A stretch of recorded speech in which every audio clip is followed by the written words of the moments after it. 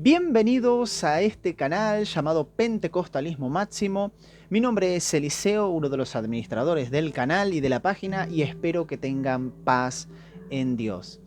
Mis amados hermanos, hoy quiero hacer un video para tratar de dar respuesta a esta cuestión de dónde salen los pentecostales. Todos saben que siempre hay una controversia cuando se toca este tema, específicamente por el hecho de que cuando se le pregunta generalmente a un pentecostal sobre de dónde nace el pentecostal promedio va a atañar a expresarse que venimos de Pentecostés. Idea no errada en realidad, pero esto causa mucha controversia y específicamente muchas personas que no están al tanto de nuestra terminología teológica atañen específicamente a criticar al pentecostalismo. Porque obviamente, lo primero que atañen a decir es que el pentecostalismo per se nace en el siglo XX en Estados Unidos. Entonces, ¿qué decir? Bien, empecemos. En primer lugar, ¿de dónde viene el pentecostalismo? De la Biblia. Sí, de la Biblia. El pentecostalismo tiene su origen en la Biblia. Pero esperen un minuto, déjenme terminar. Viene de la Biblia por el día de Pentecostés, del griego Pentecostes, que significa 50 o quincuagésimo, y es la fiesta que se celebra 50 días después de la Pascua. Ahora bien, debemos entender algo, y es que todo movimiento o denominación, movimiento o denominación cristiano, va a decir que viene de la Biblia. Independientemente de su historia, va siempre a hacer una ligación con la palabra de Dios. Y esto es algo normal. Por ejemplo, vamos a llamar al estrado a los presbiterianos. Los presbiterianos van a decir, nosotros venimos de los ancianos como conjunto de gobierno neotestamentario. Llamemos al estrado a los bautistas. Enseguida van a saltar con Juan el Bautista, porque Juan el Bautista bautizaba, etc. Son ejemplos bastante burdos, pero que cuando uno va, notaremos que hay esta ligación. En el pentecostalismo, las asambleas de Dios. Simplemente hay que ir a Hechos capítulo 20 y notar cómo es que el apóstol Pablo menciona a la iglesia de Dios, eclesia, que significa asamblea de Dios. Entonces, necesariamente siempre va a haber y se van a tratar de hacer una vinculación con la palabra de Dios. Por lo tanto, la cuestión de esta conexión con la Biblia y con el día de Pentecostés per se no está errada y no es una herejía o una locura. Ahora bien, en segundo lugar, debemos estar al tanto de la cuestión de la pentecostalidad.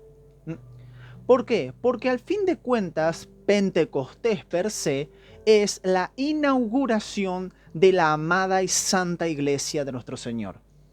Por lo tanto, todos somos pentecostales, independientemente de que no pertenezcas al movimiento pentecostal, eres pentecostal por el hecho de que eres iglesia. El Espíritu Santo no está simplemente encapsulado en el movimiento pentecostal, no está encapsulado con los carismáticos, los continuacionistas, está en toda la iglesia. Y este es el punto de la pentecostalidad. El Espíritu Santo no le pertenece a nadie. Entonces, teniendo eso en cuenta, vayamos al tercer aspecto, el tercer punto, y hablemos sobre los pentecostalismos. Cuando me refiero a pentecostalismos, independientemente de que uno pueda estar de acuerdo o no con la terminología, debemos entender en simple vista que son focos del esplendor de grandes avivamientos o chicos, en donde ha habido conversiones, muestras de carismas, muestras de los dones espirituales, sean lenguas o profecía o milagros, pero ese es el punto de los pentecostalismos. Por eso es que nosotros podemos ver a lo largo de la historia cómo es que desde Pentecostés ha habido una continuación de este Pentecostés y hay focos del pentecostalismo. Entonces, cuando nosotros decimos de que simplemente esto que empezó en Pentecostés continúa, es porque hay focos del mover del Espíritu Santo. Así que bien, entendiendo esto, ahora sí pasemos al cuarto y último aspecto, en donde tenemos que entender el pentecostalismo. El pentecostalismo es un movimiento social y religioso que surgió a principios del siglo XX en Estados Unidos. Podemos decir que surge en Topeka, Kansas o en Los Ángeles con Azusa. Pero la cuestión per se es que nace en Estados Unidos. Y este movimiento social y religioso lo que trajo es un reavivamiento, o como muchos dicen, un rescate de la doctrina pneumatológica. Es decir, la doctrina del Espíritu Santo. ¿Y esto es por qué? Porque al hacer énfasis en el bautismo en el Espíritu Santo como una realidad para todos nosotros hoy, y al mismo tiempo esto como un revestimiento de poder y la continuación de los carismas, necesariamente llevó ante la explosión de lo que fue el movimiento a que muchos empezaran a traer nuevamente a escena la doctrina del Espíritu Santo y profundizarla más, sea para criticar o sea para apoyar al movimiento. Y desde dentro del movimiento también hubo y hay grandes exponentes que defienden la doctrina y la teología pentecostal. Ahora bien, esto y esta cuestión del bautismo en el Espíritu Santo y ciertas cuestiones de la doctrina y del pentecostalismo no nacen de la nada. Como bien dice Gutiérrez Siqueira, el pentecostalismo es una evolución del pensamiento wesleyano, del movimiento de la santidad, del pietismo, de la reforma, de la teología de los avivamientos, etc.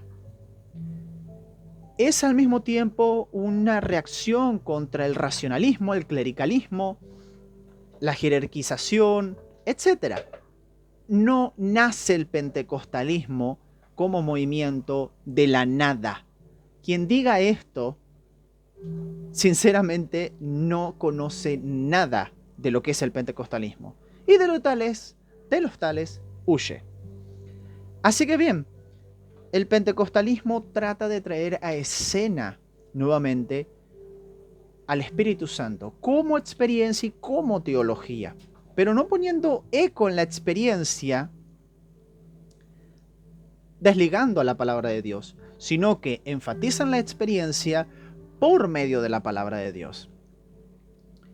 Ahora bien, hay que entender una cosa, y es que este pentecostalismo tiene presupuestos. Por eso es que se dice que el pentecostalismo trae nuevamente a escena, porque ya era algo que se venía exhibiendo anteriormente al pentecostalismo, que tiene sus raíces antes del pentecostalismo, esta cuestión del evangelio completo, esta cuestión de que Cristo salva, una cuestión soteriológica, Cristo cura, una cuestión pneumatológica de continuación de los dones, Jesucristo bautiza en el Espíritu Santo, una cuestión pneumatológica que al mismo tiempo está ligada a la cuestión misiológica. Y para finalizar, Cristo viene, una cuestión ligada a la escatología. Para muchos dentro del pentecostalismo también hay una quinta, antes de la última, Y es esta cuestión de que Cristo también santifica. Pero debemos entender una cosa y una cuestión, porque muchos lo primero que van a decir es que el pentecostalismo es una cuestión meramente pneumatológica. Esto no es así. Vayamos, por ejemplo, a el teólogo Veli-Matti Karkkainen, que es profesor del Seminario Teológico de Fuller, en el cual él dice así en el libro Diccionario Global de Teología, en la página 620, va a decir que el pentecostalismo es completamente cristocéntrico. Y abro cita, el pentecostalismo no representa una tradición pneumatocéntrica per se, sino una cristología del espíritu, bajo el nombre del Evangelio completo. Los pentecostales han hablado de Cristo en sus 5 funciones del Espíritu. Cristo justifica, santifica, sana, bautiza con el Espíritu y regresa como Rey. Entonces, estos son los presupuestos, son las cuestiones que encaran y enmarcan lo que es el pentecostalismo como movimiento, o sea, llamémoslo como muchos lo hacen, pentecostalismo moderno. Posteriormente, y muchos van a decir como lo hace el teólogo Ezequías Suárez, se formaliza cierta clasicidad o cierta ortodoxia en los primeros 25 años de que inicia el pentecostalismo moderno, aunque muchos van a criticar esto y van a decir que hay demasiada diversidad en los primeros años del pentecostalismo como para decir que hay cierta ortodoxia. Pero la cuestión es que el pentecostalismo ya para sus primeros 25 años ya tiene cierta estructura. Posteriormente surge lo que se podría llamar como neopentecostalismo.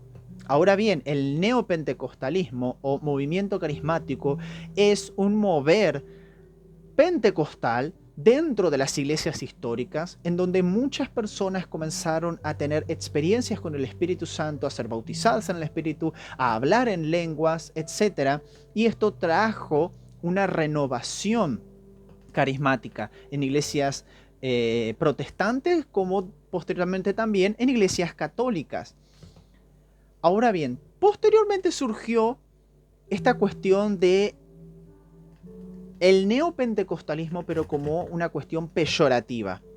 Y esta cuestión peyorativa, y aquí voy a hablar sobre lo que dice Robinson Cavalcanti, y él va a decir que hablar de neopentecostalismo es una injusticia, pues el mensaje de este grupo, o sea, de los que hoy conocemos como neopentecostales, no es una mera renovación de los viejos carismáticos, sino una total distorsión del pentecostalismo original.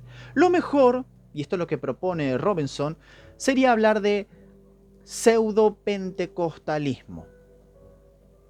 Entonces, esta cuestión que muchas veces vemos en iglesias que dicen ser pentecostales, pero que en las obras, en la práctica no lo son, específicamente es una lejanía, una distorsión del pentecostalismo iniciado en principios del siglo XX. Y ahí está la cuestión de saber diferenciar el pentecostalismo del neopentecostalismo como uso peyorativo.